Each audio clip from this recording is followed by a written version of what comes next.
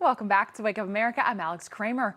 It's now time for the second part of today's question of the day. Well, in Bill Clinton's second year in office, what happened on September 13th, 1994? Well, the Violent Crime Control and Law Enforcement Act, commonly referred to as the Crime Bill, becomes a federal law. A senator at the time, Joe Biden, drafted the legislation in cooperation with the National Association of Police Organizations, but was not supported by the NAACP. Now, the bill included the Violence Against Women Act, which funded the prevention and prosecution of gender-motivated crimes. But it also remains controversial, as many feel it is racist and led to mass incarceration. Now, provisions allowing victims to sue attackers in civil court were struck down in 2000 by the Supreme Court, and it's been a divisive issue since its inception.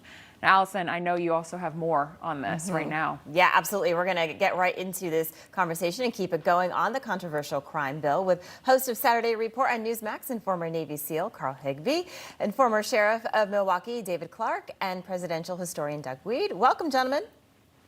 Thank you. Good morning. Doug, how will this crime bill be played out in history? The legacy is complicated, right? Many see it as the fuel behind mass incarcerations, but Bernie Sanders, Joe Biden, they're being called out for supporting it. Yeah, let me see if I can thread the needle. This is very complex. It's not how many people you put in prison, it's who you put in prison. For example, we have about 2.6 million people in prison right now. Let me give you some perspective. Under Joseph Stalin and the Great Terror in the Soviet Union, when millions of people were sent to gulags, they only had 2.3 million people in gulags. We have more people in prison today than they had in the Soviet Union under communist gulags under Joseph Stalin. It's who you put in prison. When the Supreme Court decided that overcrowded prisons was cruel and unusual punishment, the prisons opened their doors and started letting out the longest serving prisoners who were murderers and people who'd been in the longest time.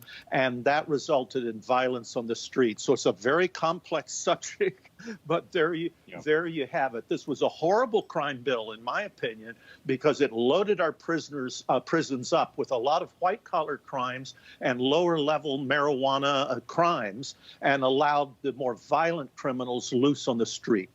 Yeah, Allison, can I just mention that real quick? Carl. It's like, I know, like, if people are breaking the law, they should absolutely be held accountable, because the effect you have on lack of policing, either lack of resources or lack of desire. I mean, you look at America, we're in the, we're about midway in the violent crime, in the homicide rate in the world. But if you remove Chicago, New York, Baltimore, LA, DC, we're at the bottom 10% of violent crime and homicide in the world. And that's because democratic policies in those cities aren't allowing police to do their job. They're not funded, they don't have the resources, and they don't have the political desire to do it. So, Doug, I'd say if you're breaking the law, go to jail. That's the way it should be. I mean, I got to disagree with you there respectfully, of course.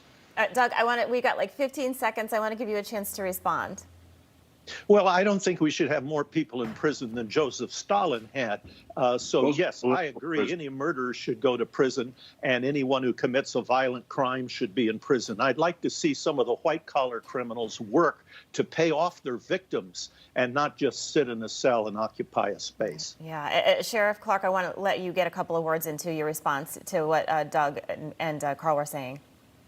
Using that Stalin comparison is crazy, because those were political prisoners. We don't have political prisoners in the United States. And as far as them out working to repay their victims, come on, that's pie in the sky nonsense, and you know it.